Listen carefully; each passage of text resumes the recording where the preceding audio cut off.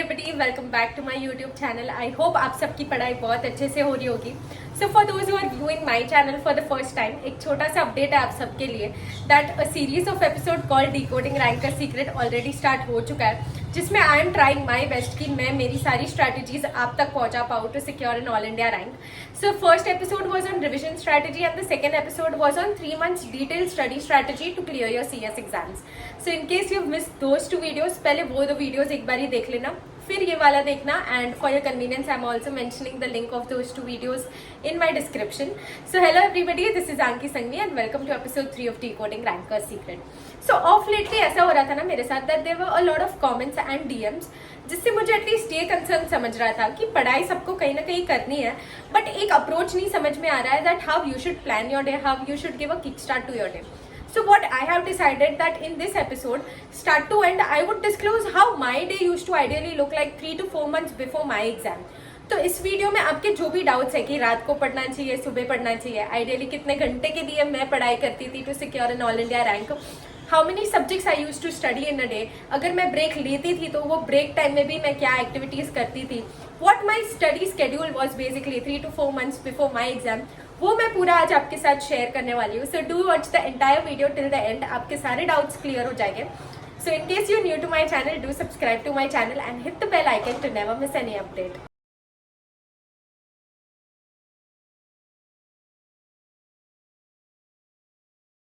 many hours I used to study in a day to secure an all India rank.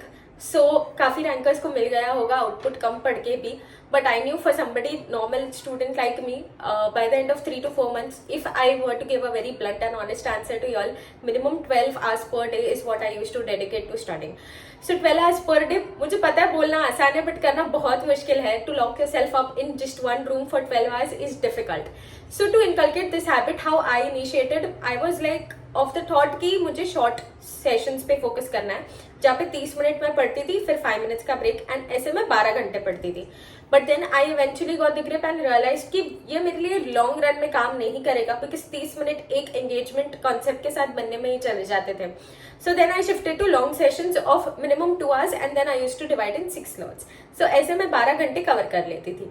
So now again answering to the question की which time of the day is more preferable, so according to me it does not matter whether you are a night person और a morning person, बस आपको पता होना चाहिए कि आपका output उस टाइम पे सबसे ज्यादा होना चाहिए। सो कुछ डिसाइड होना हो, आपका रात का सोने का टाइम और सुबह उठने का टाइम, एटलीस्ट ये 2 चीज डिसाइड कर लो कि वो फिक्स रहे ताकि आपका स्लीप पैटर्न भी डिस्टर्ब ना हो। Secondly, one thing which you should keep in mind, keep a schedule which is exam friendly. For example अगर दिसंबर में एग्जाम है तो एटलीस्ट 2 से 5 का टाइम जो एग्जाम का होता है वो आप स्केड्यूल ऐसे ही बिठाओ कि तभी आपकी एफिशिएंसी ठीक ठाक निकले और तभी नींद ना आए। So these are some things which you should keep in mind. But answering to the question you all asked, I was a night owl because I used to believe minimal level of distractions are there at night, और एक शांति वाला environment भी मिल जाता है। So this habit was inculcated actually in executive, तो वो final के बाद change नहीं हुआ। So which is why I say कि जो भी आप डिसाइड करो ऐसे डिसाइड करो कि एंड तक वही रखना है। Because my mom also tried a lot कि मैं इसको ट्राई करूँ, 4 बजे उठे, ब्रह्म मुहूर्त में पढ़े, बट वो कर ही नहीं पाए बिकॉज वो हैबिट ऑलरेडी पहले से बिल्ड हो गया था एग्जीक्यूटिव में। सो जो भी आप डिसाइड करो, make sure that that works the best for you और आपका आउटपुट उस टाइम पे बहुत अच्छा हो।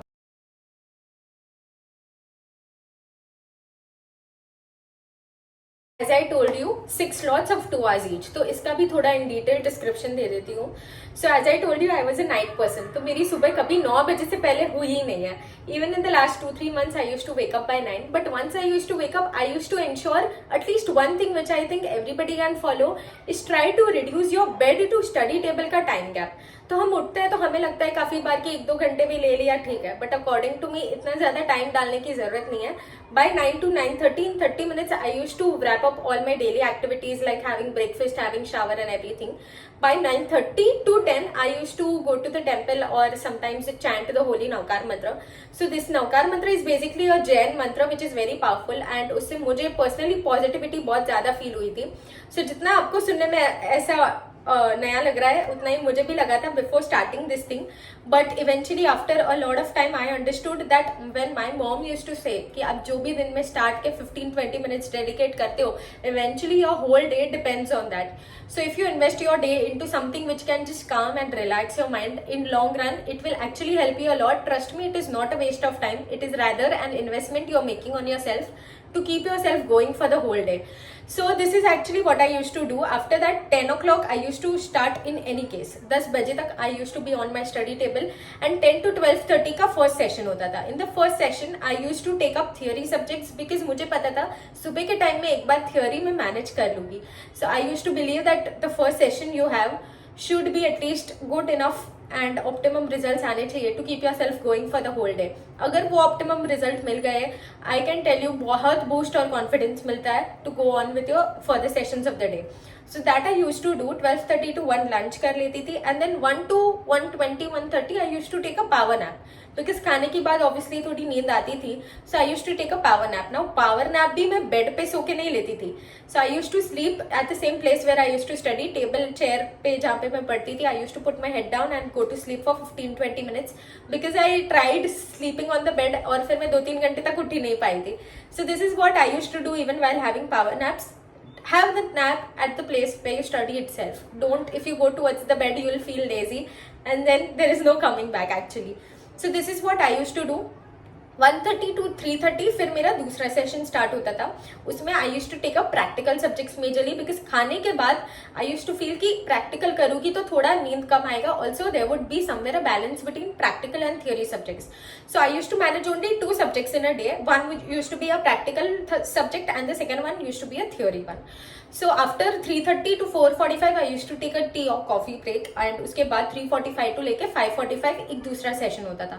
In this session I used to ensure that I am covering scanner and past paper questions as well. So I used to have that habit of getting my dinner done by 6:30 itself. तो मेरे को जल्दी खाने की आदत थी dinner के लिए भी. So by 6:30 I used to wrap up with my dinner thing also. 6:30 to 8:30 फिर एक और सेशन होता था. उसमें कहीं ना कहीं मैं मिक्स रखती थी थियोरी और प्रैक्टिकल का. एंड देन 8:30 to 9 एक बड़ा मैं ब्रेक लेती थी. In that I use to probably go for a night walk in my society or probably just have a conversation with my family. Conversations भी I used to engage in those conversations in which I used to share with my mom or sister how my day is going, कि कितना पढ़ के हुआ, coverage आ रहा है, targets achieve हो रहे हैं. I used to majorly talk on those things and revision lectures भी कभी कभी मैं देख लेती थी. In fact if I feel that I am not that drained out today तो मैं वॉक पे जाती थी, तभी ईयर प्लग्स में रिविजन लेक्चर्स देख लेती थी तो मैं फ्रेश भी हो जाती थी एंड साथ साथ ये भी हो जाता था. So this is how I used to plan that particular break of half an hour. उसके बाद 9 o'clock to 11 o'clock I used to probably take the second last session. उसमें I used to try कि मेरे को maximum output मिले because I knew कि यहाँ पे मेरी productivity was at its peak because I told you I was a night owl. I knew ये टाइम पे बहुत अच्छे productivity level है मेरा. उसके बाद 15-20 मिनट का वापस एक break ले लेती थी and in that break I used to probably listen to sound music. Basically that is white music या क्या बोलता है I still don't know but it is a thing on YouTube जहाँ पे you can basically listen to the sound waves and there's no lyrics in that song. So if you do listen to that you will feel a lot more calm and relaxed. और problem ये होती है कि हम बॉलीवुड गाने सुनते हैं तब वही लिरिक्स कान में चलते रहते हैं पढ़ाई के टाइम भी. So then I changed my approach and then I was listening to the sound music. It actually increased a lot of my focus and relaxed my mind too. In case if you are listening to Bollywood musics तो ठीक है, कोई बात नहीं, stress buster हो सकता है but then shift the genre of music. Then try to get into motivational stuff and everything. So this is what I used to do and then last session nearly 11:30 से लेके 2:15 जितना जाता था. So 2:15 to 2:30 what I used to do is I used to plan कि next दिन पे मेरा क्या क्या टारगेट है. मैं एक पूरा टाइम टेबल सोने से पहले ही बना देती थी नेक्स्ट डे का ताकि उस दिन पे वो इतना लोड ना जाए. And initially when I used to start my day मैं आधा घंटा हमेशा उस चीज को डेडिकेट करती थी to take a coverage of what I studied one day before ताकि my revision game is always on to the point. So this is how I used to plan my day.